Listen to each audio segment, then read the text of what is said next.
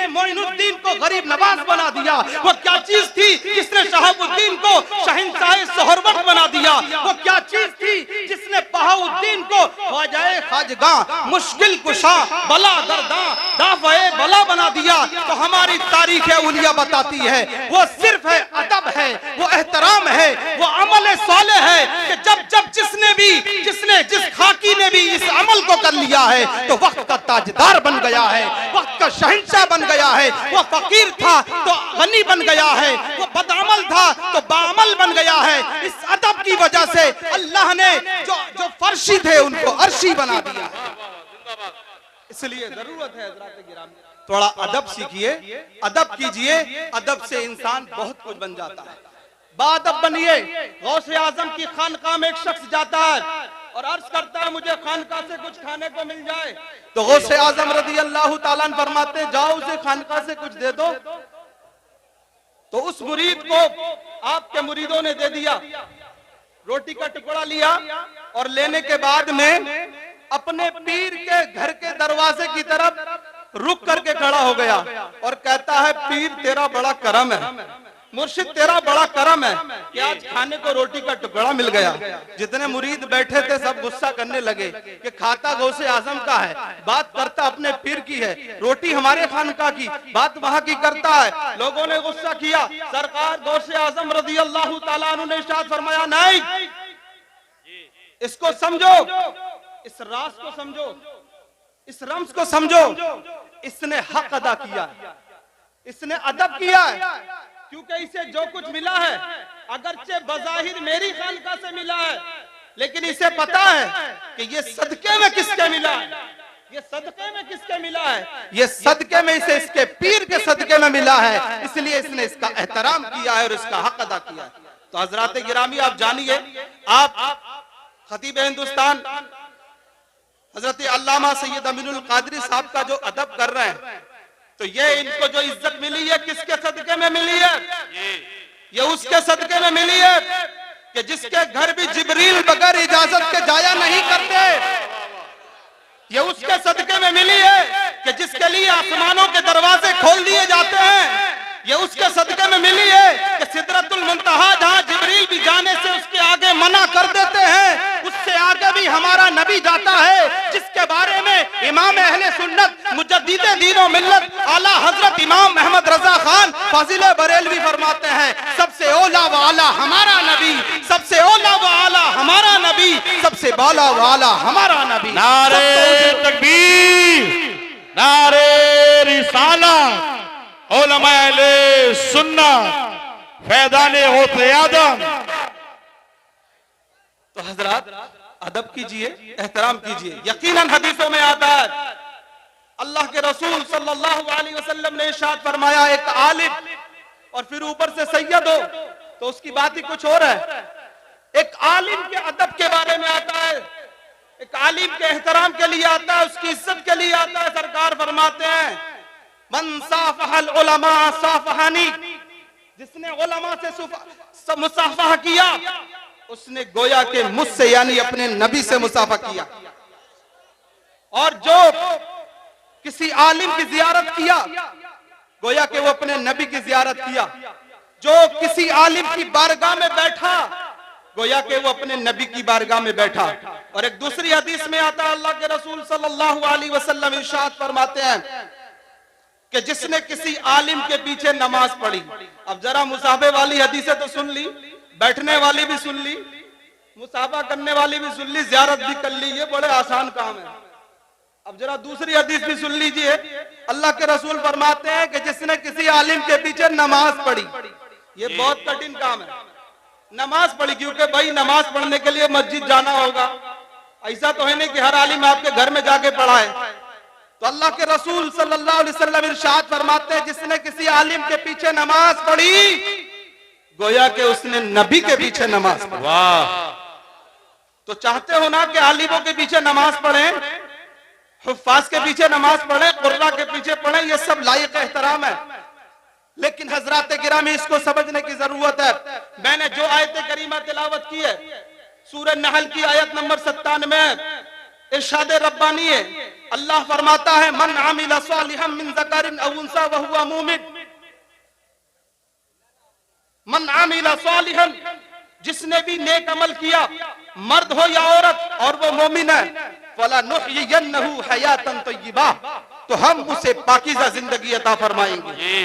ये पाकीज़ा जिंदगी किया है, ये अमल के सदके में मिलती है, लेकिन याद रखें हर अमल के सदके में नहीं है, हर अमल के सदके में नहीं है। सोचो ऐसे ही काम चल जाए तो नहीं। अमल साले, उलमा बैठे, जिम्मेदार उलमा, इनसे पूछें, हम दरसगाह में पढ़ाते हैं, हमें पता है कि अमल किसे कहा जाता है, या उलमा जानते हैं अमल किसे कहा जाता है। हजरत गिरामी, हर अमल को सही नहीं कहा जा सकता, वरना तो बहुत से तुम्हें मिलेंगे, सामान ढोने वाले भी मिलेंगे, वो भी अमल की दावत देने वाले भी मिलेंगे। इस अमल का जिक्र कुरान में तकरीबन मुख्तलिफ अक़वाल हैं, लेकिन एक कौल जो मैंने पढ़ा है तकरीबन 78 जगह अमल साले का जिक्र आया है। जी। अल्लाह ने हमें ताकीद की है कि अमल साले करो, नेक अमल करो। नेक अमाल ईमान के बाद सबसे बड़ी चीज अमल होती है। जब जो मुसलमान हो गए, हम घरों में, हम मीरासी मुसलमान हैं, हमारे बाप मुसलमान, दादा मुसलमान, अब हजरत मोहतरम हमें जरूरत किस बात की है? अमाल की इस्लाह की जरूरत है। और इसी के तहत हजरत कारी जमशेद साहब किबला ने इस्लाही मुआशरा कॉन्फ्रेंस का उन्वान रखा है, ताकि मुआशरे की इस्लाह हो जाए, कौम की इस्लाह हो जाए। इस इस्लाह के लिए हरियाणा की सरजमीन पर यह प्रोग्राम किया गया है। तो मैं माजरत के साथ सोचता हूं कि स्टेज से ही इस्लाह की शुरुआत हो जाए। स्टेज के पीछे भी कुछ देखा जा रहा है, वो काम जो काम आज कुछ चीजें हमारी कौम में इफरात और तफरीक का शिकार हो चुके हैं। इमाम अहले सुन्नत मुजद्दिद दीन व मिल्लत आला हजरत फाजिल बरेलवी रज़ियल्लाहु तआला अन्हु ने तस्वीर पर कितनी सख्ती फरमाई है। हुजूर ताजुश शरिया अलैहि रहमत और रिजवान ने कितना सख्ती से अपने मौक़िफ़ को पेश किया है कि बड़े बड़े उलमा वहाबिया दया बना कि चूल्हे हिल जाती हैं। हमारी तारीख बताती है कि हजरत सैयदना इमाम सैयदना मुफ्ती आज़म हिंद शहजादा नारे तकबीर, नारे रिसालत, उलमा अहले सुन्नत, औलादे गौसे आदम, औलादे गौसे आदम। मैं प्रशासन से भी बड़ी मुअद्दबाना गुजारिश करूंगा। मैं एक आपसे भी गुजारिश करना चाहता हूं, जब किसी कम्युनिटी का कोई प्रोग्राम होता है तो प्रशासनिक जो रूल्स होते हैं, यकीनन उस कम्युनिटी के जिम्मेदारों को जरूरत होती है उनको फॉलो करें। लेकिन किसी भी प्रोग्राम की कामयाबी ये होती है कि बार बार उसमें डिस्टर्ब नहीं करना चाहिए, ना लोगों को करना चाहिए, ना प्रशासन को करना चाहिए। हमारी भी, मैं जिस डिस्ट्रिक्ट से आता हूँ, डिस्ट्रिक्ट कन्नौज से, अल्हम्दुलिल्लाह मुझे वहाँ काजी शहर की पोजीशन दी गई है, और मैं एसपी साहब से मेरी अभी परसों तरसों मीटिंग हुई है। हम लोग खुद बैठ के वहाँ मीटिंग करते हैं, लेकिन ऐसा नहीं होता कि कम्युनिकेशन खत्म हो। अभी मैंने परसों 2 रोजा हमने इंटरनेशनल कॉन्फ्रेंस की है, फ्रांस ऑस्ट्रेलिया तक के मेहमानों को हमने कवरिंग की है। मैं भी जान रहा हूँ कि इंतजामिया का कुछ कमियां हैं, ये बेचारे गांव के लोग हैं, कुछ कमियां होती हैं कि कुछ कमियों को देखा जाता है, कुछ को मैनेज किया जाता है। जरूरी नहीं है 3-3 मरतबा 4-4 मरतबा माइक से ही ऐलान किया जाए।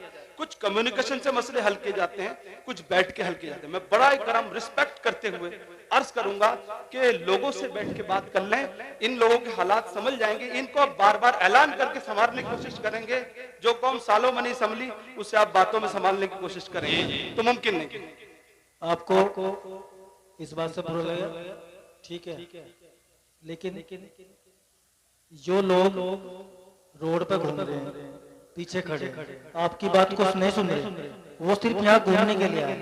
तो मेरा उनसे जो है दोबारा जो है, मेरा उनसे आग्रह है कि लोग बाहर से आए हैं आपको सुनाने के लिए, फौरन अमल किया जाए। कृपया करके वो जो है जलसे में आके बैठ जाए, रोड पे मुझे कोई दिखाई ना पड़े, ठीक है। मेरा आपको बीच में डिस्टर्ब करने का ना कोई इरादा है, ना कोई मंसूबा है, ना मैं चाहता। मैं सिर्फ ये चाहता हूँ कमेटी के जो सदस्य है वो इस पे ध्यान दें। ठीक है, आप लोग इस पर अमल करें और आइंदा इस बात का ख्याल रखें, प्रोग्रामों को करने का तरीका और सलीका।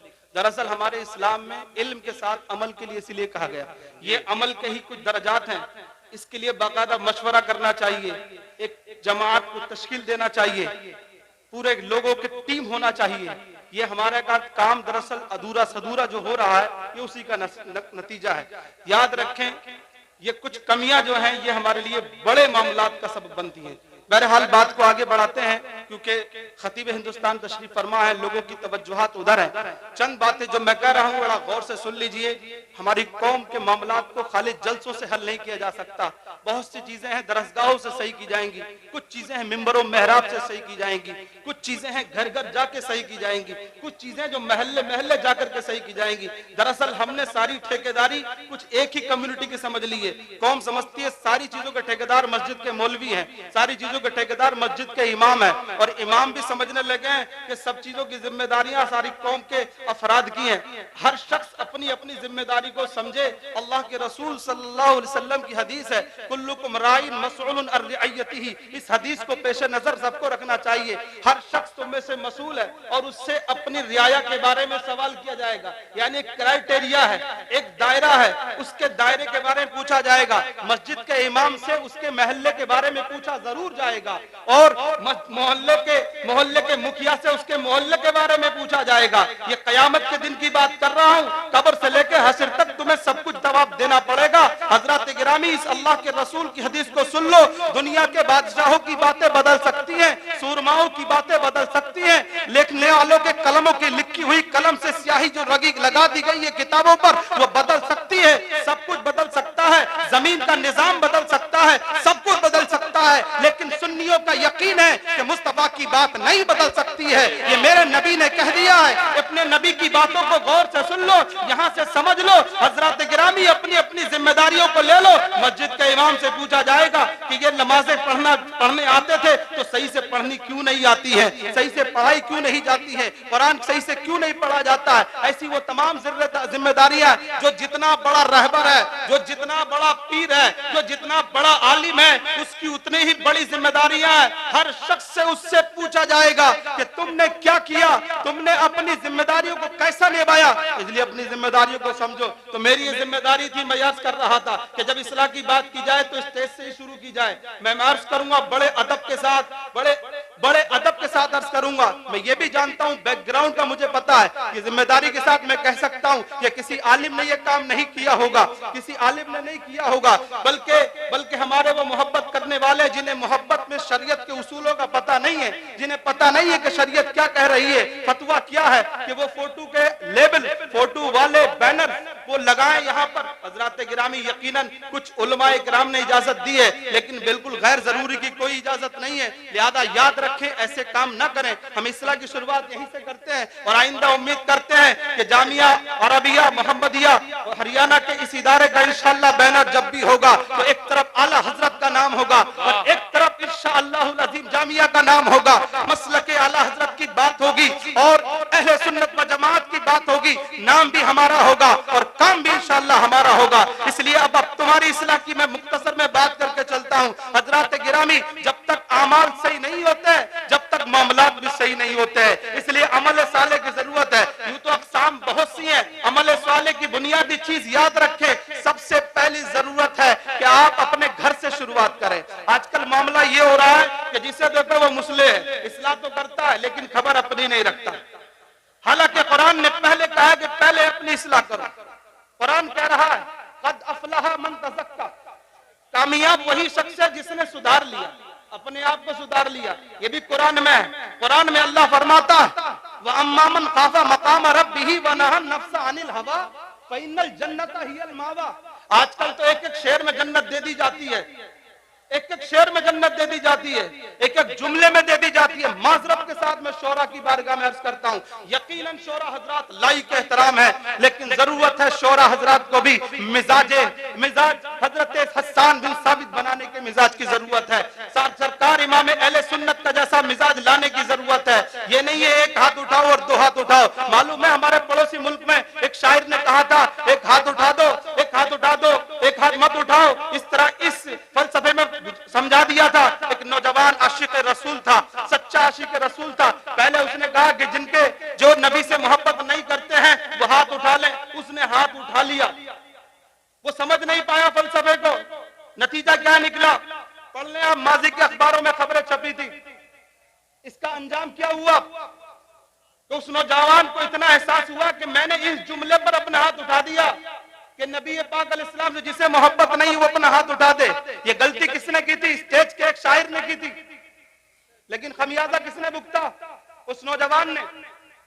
वो घर गया, किसान का बेटा था, उसके घर पर मशीन थी जिससे जानवरों का चारा काटा जाता है, और गया जाकर के पूरा हाथ उसके अंदर रख दिया, और रखने के बाद मशीन चलाई, खुद से उस हाथ को काट दिया और लोगों के सामने कहा मैं वो आशिक रसूल हूं, मैं अपने मुस्तफा पर जान देने वाला हूं, मुझे बिलाल की कुर्बानियां याद हैं, मैं सुहैब को भूला नहीं हूं, मैं उन कोड़ों की आवाज को आज भी सुनता हूं जो हजरत बिलाल को लगाए जाते थे, मुझे वो गरम गरम पथरीली जमीन याद है जिस पर बिलाल को लिटाया जाता था और बिलाल से कहा जाता था कि मोहम्मद का नाम न ले तो हजरत बिलाल कहा करते थे उमैया अगर 1000 जाने भी हो तो ये बिलाल और उस आमना के लाल पर कुर्बान कर देगा, अपनी जान तो दे देगा लेकिन मोहम्मद के नाम पर कुर्बान कर देगा। उस पाकिस्तान के उस गरीब नौजवान ने अपने मशीन से अपने हाथ को काट लिया और कह दिया वो हाथ जो नबी की मोहब्बत के अलावा में उठा हो, एक आशिक रसूल उसे अपने पास नहीं रख सकता है, इसलिए मैंने इस हाथ को काट के हमेशा के लिए अलग कर दिया।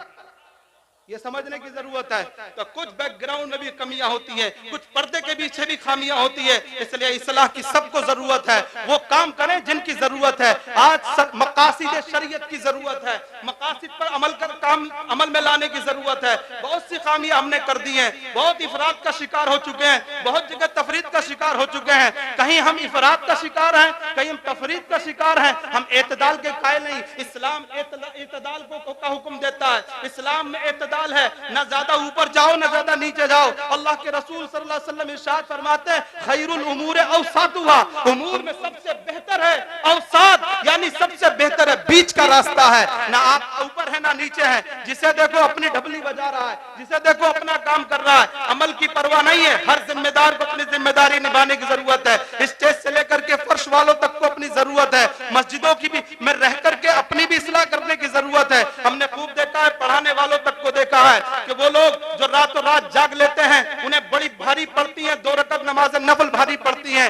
सुन्नतें भारी पड़ती हैं, नवाफिल को पढ़ना बहुत समझते हैं। याद रख के जो कौमें नवाफिल को न पढ़ सकेंगी, जो कौमें वो कौमें कभी फराइज को पूरा नहीं कर सकेंगी। इमाम अहले सुन्नत आला हजरत फतावा रज़विया शरीफ में लिखते हैं नवाफिल कुर्ब इलाही का जरिया, नवाफिल कुर्ब इलाही का जरिया है। जब तुम्हारी नमाजें फराइज बगैर कबूल की हुई वहां पेश की जाएंगी, और जब तुम्हारी नमाजें कम पड़ जाएंगी, जब तुम्हारे पास जरूरत होगी कि नमाजों की पूर्ति हो ताकि वो अल्लाह के रसूल का फरमान पूरा हो कि पहला सवाल नमाज के बारे में होगा तभी जन्नत में जाओगे, तो उस दिन अल्लाह के रसूल सल्लल्लाहु अलैहि वसल्लम ने उस दिन के बारे में फरमाया है कि जब फर्ज पूरे नहीं होंगे तो नफल लाए जाएंगे। अब जो आजकल वो हैं कि जिन्हें कभी कभी सुन्नतें पढ़े सालों गुजर जाते हैं, असर की सुन्नतें, ईशा की सुन्नतें, और उसके बाद जोहर के बाद वाले नफल, और उसके बाद दीगर और नवाफिल, जिंदगियां गुजर जाती हैं। यही वो लोग हैं कि बहुत बहुत देर तक बैठे बैठे नाते भी सुन रहे हैं, बहुत बहुत देर तक बहुत कुछ कर रहे हैं। हजरात गिरामी समझने की जरूरत है। इमाम अहले सुन्नत की हर बात को हम हक समझते हैं। इमाम अहले सुन्नत पर हम अपना अकीदा रखते हैं, हम अपनी आस्था रखते हैं कि उस अल्लाह के बंदे ने जो कुछ भी लिखा है इसके रसूल में लिखा है और कुरान और सुन्नत की रोशनी में लिखा है। इसलिए समझने की जरूरत है, अपने आप को अपनी भी इस्लाह करने की जरूरत है। यही हाल हमारी आवाम का है कि इनके बारे में तो क्या कहा जाए हजरात गिरामी, लेकिन बहुत बड़ी जिम्मेदारियां कायदीन पर आती हैं कि वो अपनी क़यादत को सही करें। इसलिए जरूरत है मेरे भाइयों अच्छा अमल पेश करने की, अच्छे आमाल को अपनाने की। सहाबा इकराम अपने नबी पाक अलैहिस्सलाम की बारगाह में जाते थे। मैं ज्यादा नहीं जाता, सिर्फ 2 हदीसों का मफहूम बयान करके अपनी बात को मुकम्मल करता हूँ। 2 हदीसें सुन लें और समझने की कोशिश करें। सहाबा इकराम भी बैत करते थे, सरकार के हाथ पर मुरीद होते थे। अल्फाज में कह लें बैत अरबी का लफ्ज है, आजकल उर्दू में मुरीद लफ्ज मशहूर है। आप भी सब हैं, हम भी किसी न किसी से मुरीद हैं। आजकल मुरीद होने के मकासद का तो पता नहीं है, लेकिन मशरबी मामलात में लोग बहुत आगे हैं। हजरात गिरामी समझे, सहाबा भी अपने नबी के हाथ पर मुरीद हुआ करते थे। एक सहाबी बारगाह रिसालत सल्लल्लाहु अलैहि वसल्लम में हाजिर होते हैं और सरकार के हाथ पर हाथ रख के बैत करते हैं, सुन ले, ऐसे मुरीद बन के चले जाओ, ऐसे अल्लाह के रसूल के आशिक बन के चले जाओ, इन्हीं बातों पर अमल कर लो, मेरी तकरीर का सही खुलासा समझ में आ जाएगा। सरकार मदीना अलैहिस्सलाम की बारगाह में सहाबी आते हैं, कहते हैं या रसूलल्लाह मैं आपके हाथ पर बैत होना चाहता हूँ। फरमाया हाथ आगे बढ़ाओ। उन्होंने हाथ आगे बढ़ाया और हुजूर ने फरमाया कहो, मैं आज के बाद ईमान के बाद मैं आज के बाद 5 वक्त की नमाज की पाबंदी करूंगा, रोजे रखूंगा, हज करूंगा, ज़कात दूंगा, और फिर आखिरी जो जुमला है अन-नुस्ह लिकुल्लि मुस्लिमिन, हर मुसलमान का भला चाहूंगा, हर मुसलमान का भला चाहूंगा। यह बड़ी मामूली सी बात है लेकिन बड़ी अजीम चीज है। अल्लाह के रसूल सल्लल्लाहु अलैहि वसल्लम से उन सहाबी ने वादा किया, मुरीद होके घर चले आए, बहुत दूर के रहने वाले थे, घर चले आए, वैसे घरेलू एतबार से बड़े मजबूत और मालदार थे। आप सुन ले, हम भी चले आते हैं, अपने पीरो मुर्शिद से मुरीद होके चले आते हैं, लेकिन अमल कितना करते हैं। वो सहाबी घर आते हैं, घर आने के बाद में अपने गुलाम से कहते हैं बाजार से जाकर के घोड़ा ले आओ। वो बाजार जाता है, सौदा करता है, एक जरूरतमंद शख्स अपना घोड़ा बेच रहा होता है, वो उससे सवाल करता है कि भाई कितने का है, क्योंकि उसे अशद जरूरत थी। उसके पेशे नजर उसने वो घोड़ा उसको दिया और कहा कि इतने रुपए का है। उसने कुछ और रेट कम किए, बिल आखिर कई बार कहने के बाद वो सौदा हो जाता है और वो लेकर के घर चला आता है। अपने मालिक से कहता है कि मैंने उसने बेचा, मैंने खरीद लिया। पूछा कितने में खरीदा, कहा मैंने इतने में खरीदा। कहा घोड़ा देखा तो घोड़ा बड़ा आलीशान था, बहुत ही अच्छा था, खूबसूरत था। कहा मुमकिन नहीं है इतना अच्छा और बेहतरीन घोड़ा इतने कम दामों में मिल जाए, ये मुमकिन नहीं है, मुमकिन है कोई मजबूरी होगी, मुमकिन है कोई मसला होगा। वो कहते हैं तो उसको बुलाओ और उससे बात करो कि आखिर उसने किस वजह से ये घोड़ा बेचा। उसको बुलाया गया, उससे पूछा, उसने कहा कि मेरे घर में बड़ी परेशानी है, मैं फाका कशी से गुजर रहा हूँ, मेरे बच्चे परेशान हैं, मैं घोड़े का क्या करता, इसलिए अपनी परेशानी और तकलीफ को दूर करने के लिए मैंने ये घोड़ा, अगरचे इसकी कीमत ज्यादा है लेकिन मैंने ये घोड़ा कम कीमत पर मजबूरी की वजह से बेचा। बात समझ रहे हैं, मजबूरी की वजह से बेचा। कहा अच्छा, आपने फरमाया नहीं तुम्हारी मजबूरी होगी, लेकिन मैंने अपने नबी से वादा किया है, मुझे किसी मुसलमान की मजबूरी नहीं खरीदना, उसकी मजबूरी से फायदा नहीं उठाना। बात समझ रहे हो कि नहीं? सब सुन ले, जो मेड़े काटने वाले हैं वो भी सुन ले, जो मदरसों का उस रोकने वाले हैं वो भी सुन ले, जो ज़कात को पूरी नहीं देने वाले वो भी सुन ले, जो दूसरों की मजबूरियों का कारोबार में फायदा उठाने वाले वो भी सुन ले। याद रखें, बरकतें, कसरतें बेईमानी करने से नहीं आती है, दूसरों की मजबूरियां खरीदने से नहीं आती है, बल्कि दूसरों की मजबूरियां और परेशानियों में उनकी मदद करने से अल्लाह की तरफ से बरकतें और रहमतें नाजिल हुआ करती हैं। इसलिए हज़रात गिरामी उन्होंने कहा, मैंने अपने नबी से वादा किया है अन-नुस्ह लिकुल्लि मुस्लिमीन, मुझे आज से और मरने के दम तक हर मुसलमान का भला चाहना है। जितनी तेरे घोड़े की कीमत है मैं उससे भी ज्यादा तुझे अता करूंगा, क्योंकि जरूर नहीं है कि हर मिस्किन को दिया जाए, बल्कि जरूरत के वक्त में हर मजबूर को उसको दिया जाए ताकि उसका दिल खुश हो जाए। अल्लाह तबारक व तआला परेशान हालों की परेशानी को दूर करने वालों से मोहब्बत फरमाता है। कुरान में अल्लाह फरमाता है इन्नल्लाह ला युज़ीउ अजरल मुहसिनीन, बेशक अल्लाह भलाई एहसान करने वालों का अज्र ज़ाय नहीं करता। नारे तकबीर, नारे रिसालत, उलमा अहले सुन्नत। इसलिए हज़रात गिरामी बहुत जरूरत है, इस्लाह के बहुत से मामलात हैं। मेरे बाद आप अजीम इस्लाह के टॉपिक पर इस्लाही बयान करने वाले खतीब का खिताब सुनने वाले हैं, इसलिए मैं जाते जाते आपको बताना चाहता हूं कि बहुत कुछ संभालने की जरूरत है, बहुत कुछ संभालने की जरूरत है। इल्म के मैदान में, अमल के मैदान में आने की जरूरत है, हमें सबको जरूरत है। दरअसल एक चीज हमारे यहाँ से खत्म हो गई है और वो बड़ी बुनियादी चीज है कि हमारे यहाँ इल्म सोहबत चला गया है। हम किसी को बड़ा नहीं मानने को तैयार हैं, हम किसी बड़े के पास बैठने को तैयार नहीं। पहले हमारे घरों में मजलिसें मुनक्किद होती, हैरत करेंगे, मैं तारीखुल खुलफा खामसा जमात के तलबा को पढ़ाता हूँ, उसमें एक हदीस अक्सर गुजरती है तो बड़ा मुझे हैरत होती है। आज सब कह रहे हैं बड़ी बड़ी हमारे यहाँ कॉन्फ्रेंसें हो रही, बहुत कुछ हो रहा है, बड़ी तंजीमें चल रही हैं। इल्म की कमी का तो हाल ये है कि आप देख लें, रिपीटेड तो इतना मसला है कि आप देखें एक समझदारी से काम अभी तक लोग नहीं ले रहे हैं। मैं देख रहा हूं इतने सारे कैमरे लगे हुए हैं और उसके बावजूद भी बहुत से लोग अपने अपने कैमरे चला रहे हैं। अगर थोड़ा सा दिमाग में जोर डाल लेते, ये सब सोशल मीडिया वाले हैं, तुम्हें जरूरत नहीं जेब में मोबाइल रख के कान खोल के सुकून से सुनते, कल घर जाकर के भी पूरी जिंदगी भर भी जहां जहां जिस प्लेटफॉर्म पे इन्होंने डाला होगा आराम से सुन लेते, आराम से समझ लेते। लेकिन इल्म की कमी है, अमल की भी कमी है, ये सारी चीजें हैं, ये सारी चीजें हैं हमारे यहाँ। इन चीजों की इतनी कमियां पाई जा रही हैं, तो किसे किसे कहा जाए और किसे किसे ना कहा जाए। बड़ा मानो, जिम्मेदारियों को पूरा करो। मैंने जो हदीस के बारे में कहा, तारीख खुलफा में इमाम जलालुद्दीन सुयूती रहमतुल्लाह अलैह पर नकल करते हैं इस हदीस पाक को आयत की रोशनी में कि कुरान में अल्लाह ने फरमाया वो शाविरहुम फिल अम्र, वो शाविरहुम फिल अम्र, और उनसे मशवरा करो। इमाम जलालुद्दीन सुयूती रहमतुल्लाह अलैह बाबे फज़ाइल सिद्दीक़ अकबर में इसको नकल करते हैं। दरअसल इससे मुराद वो बयान करते हैं हजरत अबू बकर और सिद्दीक और हजरत उमर बिन खत्ताब रज़ी अल्लाह तआला अन्हु, लेकिन उसके नीचे तफसीर में उलमा फरमाते हैं कि बड़ी काम की बात है, नबी अक्ल कुल रखने वाला होता है, नबी अपने दौर में हकीमुल उम्मत होता है, नब्बासे उम्मत होता है, आलम सबसे ज्यादा इल्म रखने वाला होता है। उससे बढ़कर अल्लाह की जमीन पर जब नबी दुनिया में होता है कोई भी इल्म वाला नहीं होता। लेकिन सबसे बड़े आलिम से, ये बात उलमा के लिए भी काबिल गौर है, ये बड़ी काबिल गौर बात है कि नबी पाक सल्लल्लाहु अलैहि वसल्लम जो सैयदुर रसूल है उनसे अल्लाह फरमाता है वशाविरुहुम फिल अम्र, ऐ नबी अबू बकर से और उमर से मशवरा लिया करो, अबू बकर से और उमर से मशवरा लिया करो।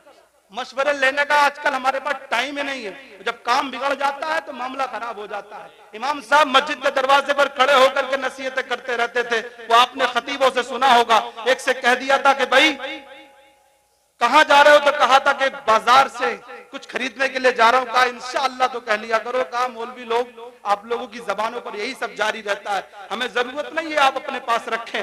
बाजार गया, जेब किसी ने काट ली और उसके बाद फिर वापसी में इमाम साहब से ही मुलाकात हो जाती है। इमाम साहब ने कहा कि भाई कहाँ से आ रहे हो, कहा वहीं गए थे इंशाअल्लाह, वहीं गए थे बाजार से इंशाअल्लाह, वहीं बाजार से इंशाअल्लाह सामान पसंद किया, खरीदने लगे, इंशाअल्लाह इंशाअल्लाह जेब में हाथ डाला, इंशाअल्लाह सौदा तय कर लिया, लेकिन जब जेब में हाथ डाला इंशाअल्लाह चोर चोरी करके जा चुका था। इमाम साहब ने कहा था इंशाअल्लाह उस वक्त कह लिए होते तो अल्लाह ताला अपने नाम की बरकत से तेरे पैसों को भी बचा लेता और तेरा सौदा भी बचा लेता। लेकिन आज हमारी कौम का हाल बड़ा है। आखिर में बता दूं, अभी मैं दिल्ली से लौटा हूं, हमारे ऑस्ट्रेलिया के हमारी इंटरनेशनल कॉन्फ्रेंस अहयाए तसव्वुफ कॉन्फ्रेंस में शरीक होने वाले ऑस्ट्रेलिया के जो कि असल अरब हैं, अरब के रहने वाले हुसैनी सादात में से हैं। नारे तकबीर, नारे तकबीर, नारे रिसालत, उलमा अहले सुन्नत हज़रत अल्लामा अहमद सईद साहब किबला, अहमद सईद साहब किबला, नारे तकबीर, नारे रिसालत, उलमा अहले सुन्नत। तशरीफ रखें आप हजरात। शहजादा बहरुल इरफान जी हुजूर बहरुल इरफान मुफ्ती आफाक अहमद अलैहि रिजवान के बड़े शहजादे हजरत अल्लामा अहमद सईद साहब क़िबला तशरीफ ला चुके हैं। मैं गुजारिश करूंगा, मैं बहुत माजरत के साथ अर्ज करूं, अक्सर तलबा और उलमा उनके उस्ताद लोग उनके पास बैठे हुए हैं, जी, देख रहा हूं क्योंकि मैं इस इलाके से ताल्लुक रखता हूं, उन्हें उनका भी एहतराम का पता नहीं है। मेरी नजर में कई उस्ताद बैठे हुए हैं, लेकिन उसके बावजूद जगहों का उनके पास गुंजाइश नहीं है। और पीछे हट जाइए, तमाम हज़रात से गुजारिश है कि पीछे हट जाइए, जो जिस नायक है उसे आगे बिठाइए। आप हज़रात पीछे हटिए, मैंने पीछे बहुत शुरुआत ज्यादा अदब से की थी, इसलिए कौम को अदब सीखने की जरूरत है। मैं अर्ज कर रहा था, बहुत चलते चलते अपनी बात को मुकम्मल कर दूं तो वो शेख अद्दक्तूर फजीलतुल शेख हिल्मी बखूर हफिज़हुल्लाह हमसे कल अरबी में हम कलामी कर रहे थे। बड़ी अहम बात उन्होंने बयान की। वो कहते हैं कि मैं ऑस्ट्रेलिया में था, मैं दावत दीन दे रहा था। वहां दावत दीन याद रखें हमारे यहाँ जैसी नहीं है, वहां गैर मुस्लिमों को दावत दीन दी जाती है।